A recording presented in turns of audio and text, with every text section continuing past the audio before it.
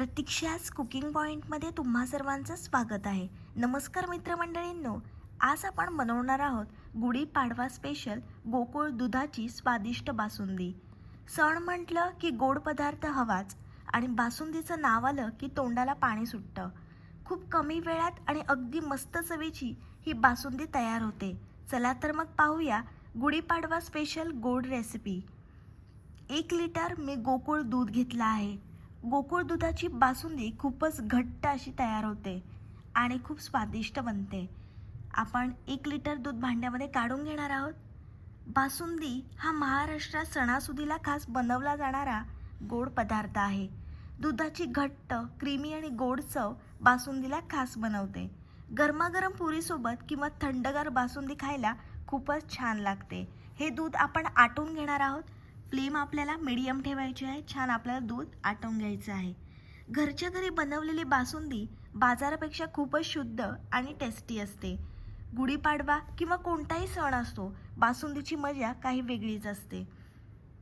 छान आपल्याला दुधाला आटवून घ्यायचं आहे. गुढीपाडवा म्हणजे मराठी नववर्षाची सुरुवात. या दिवशी प्रत्येक घरात आनंद, उत्साह आणि गोड पदार्थाची रेलचेल असते. सण म्हटलं की गोड पदार्थ हवाच आणि म्हणूनच आज मी बनवली आहे खास गुढीपाडवा स्पेशल बासुंदी. बासुंदी हा महाराष्ट्रातील खूप पारंपरिक आणि आवडीचा गोड पदार्थ आहे. दूध आटवून तयार केलेली बासुंदी खूपच क्रीमी, घट्ट आणि चवीला अप्रतिम लागते.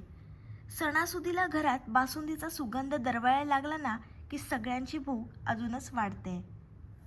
लहान मुलांपासून मोठ्यांपर्यंत सगळ्यांनाच बासुंदी खूप आवडते. गरमागरम पुरीसोबत किंवा थंडगार बासुंदी खायला खूपच मजा येते. अनेक लोक सण, लग्न समारंभ किंवा खास पाहुणे आले की बासुंदी नक्की बनवतात.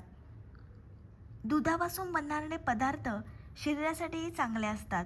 दुधामध्ये कॅल्शियम, प्रोटीन आणि अनेक पोषक घटक असतात, जे शरीराला ताकद देतात. म्हणूनच घरच्या घरी बनवलेली बासुंदी ही चवदार तर असतेच, पण पौष्टिकही असते. छान उकळी येते आहे दुधाला. मस्त आपण दूध आटवून घेणार आहोत. आजकाल बाजारात खूप गोड पदार्थ मिळतात, पण घरच्या घरी बनवलेल्या पदार्थांची चव आणि शुद्धता काही वेगळीच असते. आता आपण त्याच्यामध्ये ड्रायफ्रूटची पावडर टाकली आहे. काजू, बदाम, पिस्ता आणि वेलची पावडर आपण व्यवस्थित टाकून एकजीव करून घेतला आहे. तुम्हाला अजून कोणते ड्रायफ्रूट्स टाकायचे असतील तर तुम्ही टाकू शकता.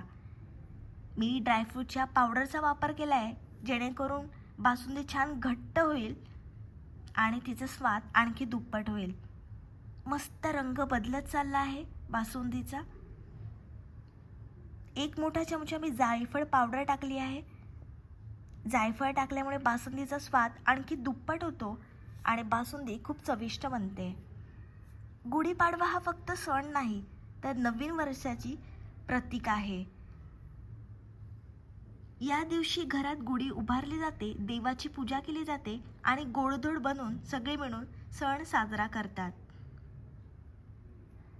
अशा सणांच्या दिवशी घरात आनंद, सकारात्मकता आणि गोडवा पसरतो आणि त्या गोडव्याला अजून सुंदर बनवते अशी ही स्वादिष्ट बासुंदी.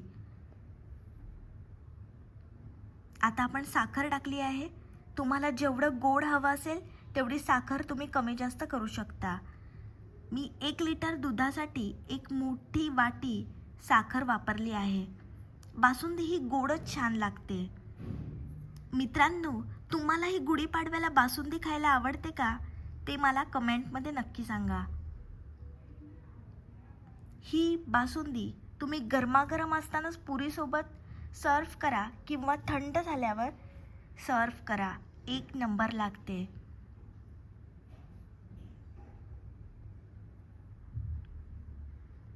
या बासुंदीचा सुगंध घरभर दरवळला आहे.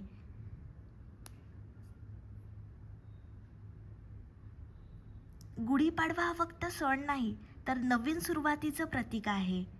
या दिवशी घरात गुढी उभारली जाते, देवाची पूजा केली जाते आणि गोडधोड बनवून सगळे मिळून सण साजरा करतात. तुम्हीही अशी सणासुदीला बासुंदी बनवा आणि तुमचा सण आनंदामध्ये साजरा करा. गरमागरम बासुंदी खाण्यासाठी तयार आहे. ही रेसिपी तुम्ही जरूर ट्राय करा. व्हिडिओ आवडला असेल तर लाईक करा, चॅनलला सबस्क्राईब करा आणि तुमच्या मित्रांसोबत शेअर करा. सर्वांना गुढीपाडव्याच्या हार्दिक शुभेच्छा. भेटूया अशाच नवीन रेसिपीसोबत. तोपर्यंत मस्त खा आणि स्वस्त राहा.